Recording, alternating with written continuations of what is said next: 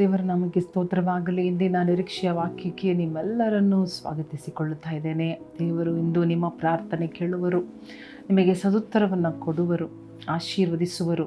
ಇವತ್ತು ಕೂಡ ಒಂದು ವಾಕ್ಯವನ್ನು ಓದಿಕೊಳ್ಳೋಣ.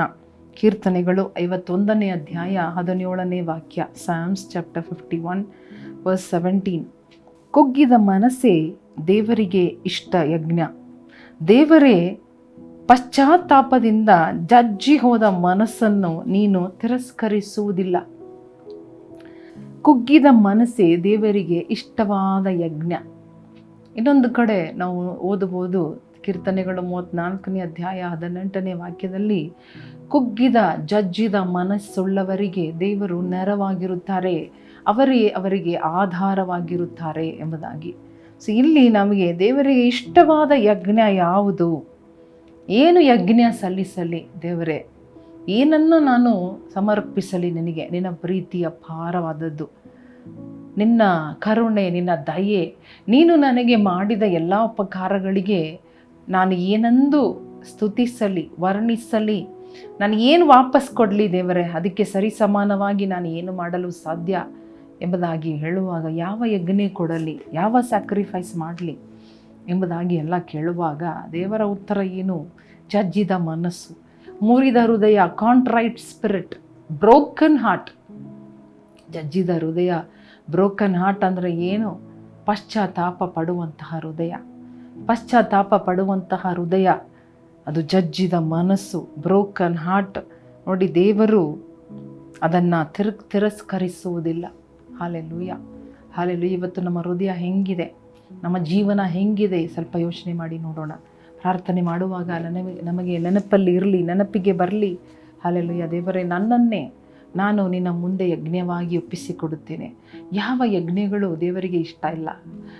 ಕುರಿನೋ, ಹೋತಾನೋ, ಹೋರಿಯೋ, ದನನೋ, ಕರುವೋ ಅಥವಾ ಇನ್ನೂ ವಸ್ತುಗಳು ಯಾವುದು ದೇವರಿಗೆ ಈಡಾಗೋದಿಲ್ಲ. ವಾಟ್ ಎವರ್ ವಿ ಗಿವ್, ಅದು ಕಂಪ್ಯಾರಬಲ್ ಆಗಿ ಆಗುವುದಿಲ್ಲ. ಆದರೆ ನಮ್ಮ ಹೃದಯ ಜಜ್ಜಿದ ಮನಸ್ಸು, ಮುರಿದ ಮನಸ್ಸು, ಒಡೆದ ಮನಸ್ಸು, ಪಶ್ಚಾತ್ತಾಪದಿಂದ ಮನ ತಿರುಗುವಂತಹ ಮನಸ್ಸು, ಅಲ್ಲಲ್ಲಿ ದೇವರ ಮೇಲೆ ಪ್ರೀತಿಯಿಂದ ಕರಗುವ ಮನಸ್ಸು, ಅಲ್ಲಲ್ಲಿ ಇದೆಲ್ಲ ದೇವರಿಗೆ ಇಷ್ಟವಾದದ್ದು.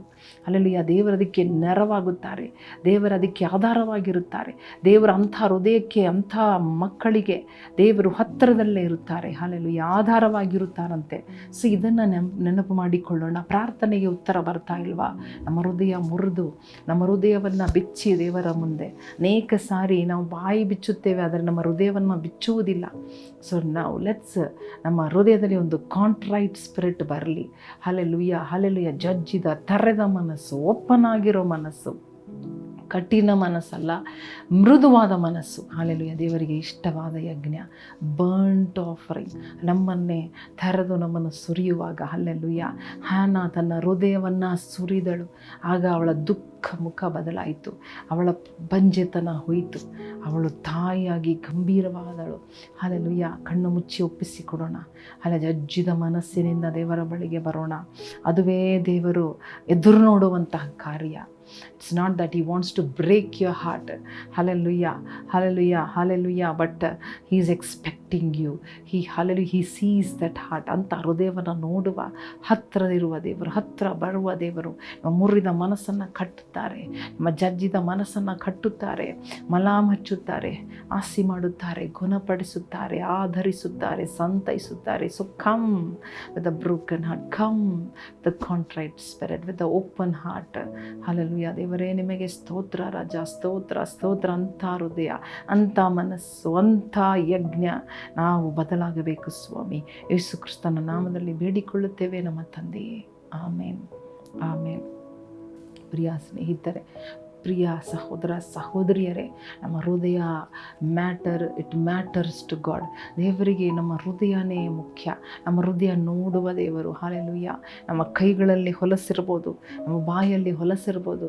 ನಮ್ಮ ಹೃದಯ ಮುರಿದವರಾಗಿ, ಜಜ್ಜಿದವರಾಗಿ, ಪಶ್ಚಾತ್ತಾಪ ಪಡುವವರಾಗಿ ಬರುವಾಗ ಇದೆಲ್ಲವನ್ನು ತೊಳೆಯುವುದು ದೇವರಿಗೆ ಸುಲಭವಾದ ವಿಷಯ.